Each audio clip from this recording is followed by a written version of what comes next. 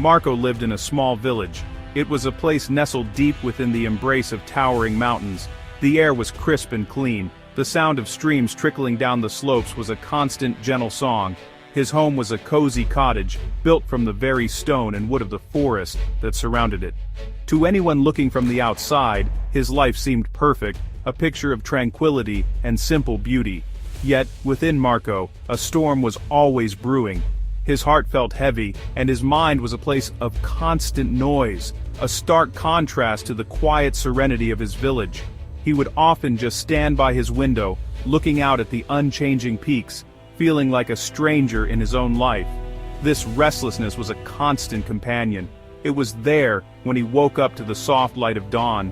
It followed him as he walked the familiar cobblestone paths of his village. It sat with him in the evenings as the sun painted the sky in shades of orange and purple.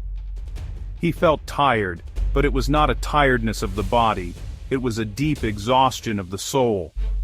His mind refused to be still. It jumped from one thought to another, like a restless bird that could find no branch to land on. He longed for the peace that seemed to come so easily to the mountains themselves, but it always felt just out of his reach, a distant dream he couldn't quite grasp. He tried to find solace in his daily routines. He would help his neighbors with their chores, tend to the small garden behind his cottage, and take long walks into the woods.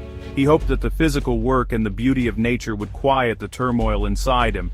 But even as his hands were busy, his mind would wander far away. He felt disconnected from the very world he was a part of. The vibrant colors of the wildflowers seemed dull to his eyes.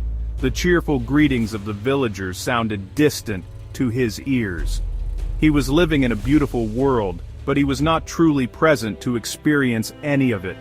He was a prisoner of his own mind. The village elders would often see the worry etched on his young face. They would offer him simple words of comfort. "The mountains are patient, Marco," one would say. "Learn from them." Another would advise, "Do not carry burdens that are not yours to hold." He would nod and thank them, appreciating their kindness. But their words were like raindrops on a stone. They could not seep into the deep cracks of his inner world. He felt alone in his struggle, isolated by the invisible walls of his own thoughts. The peace he so desperately craved seemed like a language he had forgotten how to speak, a silent melody his heart could no longer hear amidst the noise. Marco's mind was a battlefield.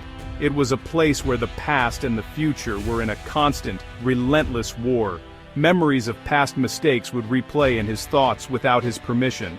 A harsh word he had said years ago would suddenly echo in his mind, filling him with shame. A missed opportunity would appear before him, taunting him with what could have been. These were not just fleeting thoughts, they were heavy chains that he dragged with him everywhere he went. He would often find himself lost in these regrets, his body present in the village market, but his spirit trapped in a moment long gone. The past was a ghost that haunted his every waking hour. At the same time, the future loomed over him like a dark, ominous cloud. He was consumed by worry about things that had not yet happened and might never happen. What if the harvest failed next year? What if he fell ill and could no longer work? What if he ended up alone, with no one to care for him in his old age? These questions would spiral in his mind, growing bigger and more frightening with each passing day. Fear became his shadow, stretching long and distorted in front of him. This constant anxiety stole his energy and his joy, leaving him feeling powerless and small in the face of an uncertain tomorrow. This struggle between yesterday and tomorrow left no room for today. The present moment was a place he rarely visited. When a friend shared a funny story, Marco would smile, but his mind would be far away, dissecting a past failure. When he ate his meals, he barely tasted the food, for he was too busy worrying about the troubles of the future. He was like a sailor caught in a storm, tossed violently between the towering waves of regret and the terrifying waves of anxiety. He was so focused on navigating these dangers that he failed to notice the calm sea that was right there, in the present, waiting for him. His sadness and fear were visible to everyone. His once bright eyes had become dull. His shoulders were often slumped, as if he were carrying an invisible weight. The villagers missed the old Marco, the young man who used to laugh easily and whose presence brought light to their gatherings. Now he was often quiet and withdrawn, lost in his own world of sorrow and worry. He knew he was changing and he did not like the person he was becoming. He felt trapped in a cycle of his own making, a prisoner of time, unable to break free from the chains of yesterday and the fears of tomorrow. He yearned for a way out, a path back to peace. One afternoon, as Marco was sitting by the village fountain, his head bowed low, two elderly women sat down on the bench nearby. They were talking in soft, hushed tones, but the wind carried their words to Marco's ears. They spoke of a wise man who lived in a village on the other side of the great mountain. They said he was once a famous psychologist, a man who had helped countless people find peace in the bustling cities, but he had left that life behind. He now lived a simple, quiet life, sharing his wisdom with those who were sincere enough to seek him out. The women spoke of him with great reverence. Marco's head lifted slowly. He listened intently as the women continued their conversation. They shared stories they had heard about this wise man. One story was about a merchant who had lost his entire fortune and was filled with despair. After spending just one afternoon with the wise man, the merchant returned to his life, not with his fortune back, but with a smile on his face and a light in his eyes. Another story was about a young woman who was paralyzed by fear. The wise man had taught her a simple technique, and now she lived with courage and confidence. Each story was a small seed of hope planted in the barren ground of Marco's heart. A new feeling began to stir within him, a feeling he had not felt in a very long time. Curiosity. He wondered if this man could help him too. Could he teach him how to quiet the relentless noise in his head? Could he show him how to break free from the prison of his past and his future? The idea seemed both exciting and terrifying. The journey would be long and difficult. It would mean leaving the familiarity of his own village and venturing into the unknown. But the thought of finding peace, real, lasting peace, was a powerful motivator. It was a light that shone brightly in the darkness of his mind. That night, Marco could not sleep. But for the first time in months, it was not because of worry or regret. It was because of a newfound sense of purpose. The whisper of wisdom he had heard on the wind had become a clear call to action. He made a decision. He would go. He would undertake the journey, no matter how hard it was. He would find this wise man and ask for his guidance. As he made this resolution, a small wave of calm washed over him. The decision itself felt like the first step on a new path, a path that he hoped would lead him out of the storm and into the sunshine. At the first light of dawn, Marco packed a small bag. He took only what was necessary: a loaf of bread, a flask of water, a warm blanket, and of course, the hope that was now burning brightly in his heart. He left a note for his neighbors, telling them not to worry. And then, he set off. The path led him away from his village and up into the high mountain passes. As he climbed, the air grew thinner and colder. The journey was more challenging than he had imagined. The path was steep and rocky, and his muscles ached with the effort of the climb. There were moments when doubt crept into his mind, whispering that this was a foolish quest. He walked for 3 days. He slept under the stars, wrapped in his blanket.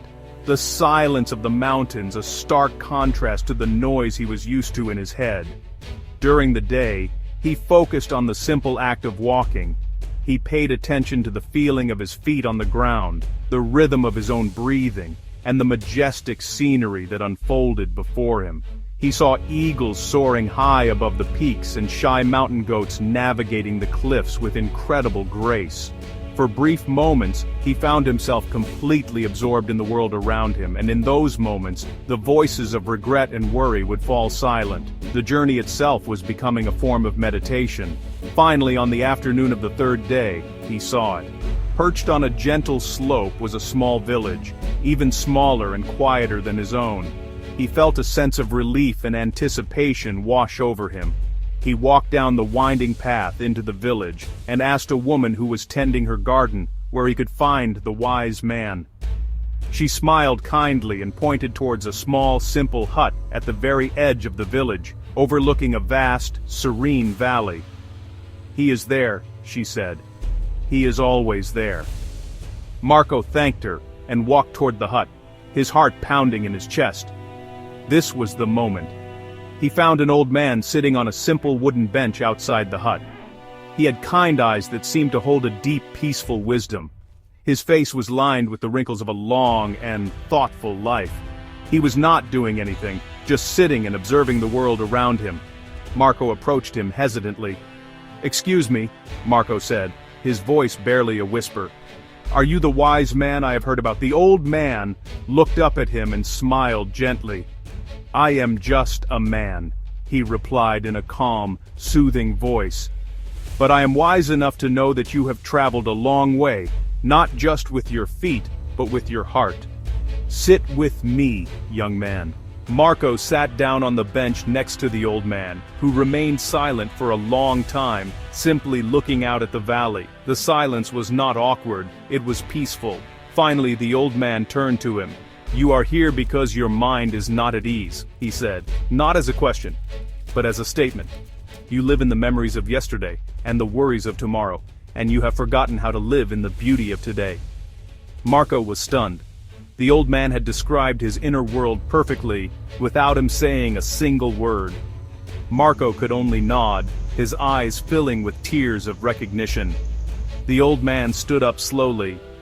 "I have a task for you," he said. He went inside his hut and returned with a simple glass. He filled it with water from a nearby well, right up to the very brim, so that even the slightest movement would cause it to spill. He handed the glass to Marco. "I want you to take this glass of water and walk through the village. Go to the market square at the other end and then come back to me. You have only one condition you must follow. You must not spill a single drop of water." Marco looked at the full glass, then at the old man, feeling confused but willing to try. Marco stood up and began his walk, his eyes glued to the glass of water in his hands. He held it with both hands, his knuckles white with concentration. He walked incredibly slowly, his steps careful and deliberate. He was aware of every tiny muscle movement, every slight shift in his balance. The path through the village was uneven, and he had to navigate around children playing and chickens scratching in the dirt. He heard the sounds of the village around him, the blacksmith's hammer, the chatter of people in the market, the laughter of the children, but they were all just a distant background noise. His entire world had shrunk to the size of that glass of water. After what felt like an eternity, he arrived back at the hut. He had done it. Not a single drop of water had been spilled. He held out the glass to the old man, a feeling of pride and relief swelling in his chest. He had been so completely focused on the task that everything else had faded away. The old man took the glass and set it down. He looked at Marco with his kind, knowing eyes. "Tell me, my boy," he asked gently. "As you were walking, did you think about your past mistakes? Did you worry about what might happen tomorrow?" Marco thought for a moment, and then his eyes widened in surprise. He had not. Marco stood in stunned silence. He searched his mind, trying to recall his thoughts during the walk, and he realized the old man was right. For the entire duration of the task, his mind had been completely clear of its usual burdens. He had not once replayed a painful memory from his past. He had not once felt a pang of anxiety about the future. His entire being, his mind and his body, had been united in a single purpose: to not spill the water. He had been so absorbed in the present moment, in the simple act of walking and balancing, that there had been no space left for anything else. It was a revelation. The old man smiled, seeing the understanding dawn on Marco's face.